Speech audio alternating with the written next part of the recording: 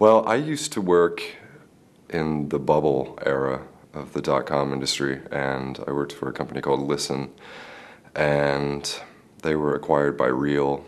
I was laid off. I took some time off to do music label stuff and tour with a variety of bands.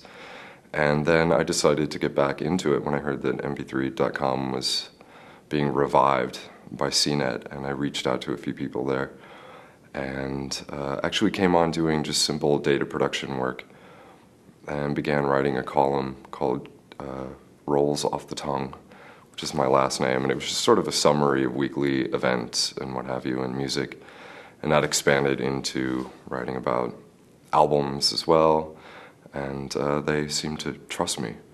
So now I'm in the hot seat, interviewing artists, doing podcasts with artists as well, and hopefully more video content and growing from there. Yeah. I think it makes it a lot easier to interview people. In fact, I find that it requires significantly less research.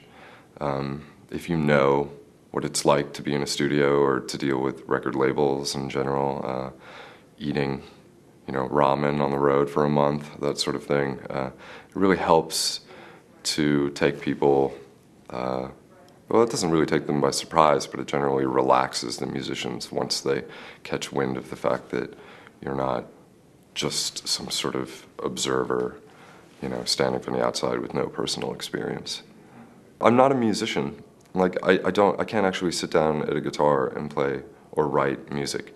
I got into music by doing found sound and environmental recordings. I'm really interested in atmospherics and creating fake realities through music. So I used to do a lot of things like that, like pulling sound sources from different places, environmental recordings, and then recreating new environments out of that. But really, to answer your question, I've just always been fascinated by music.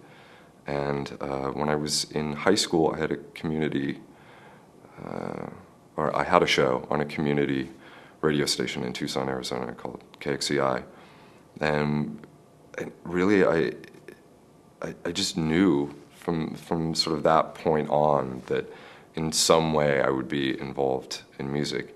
And I always have been, whether I was just washing dishes and then going home and working on some small cassette project that maybe 5 people would listen to, or actually, getting 2 bands out on the road and really exposing what I consider to be interesting music to young children.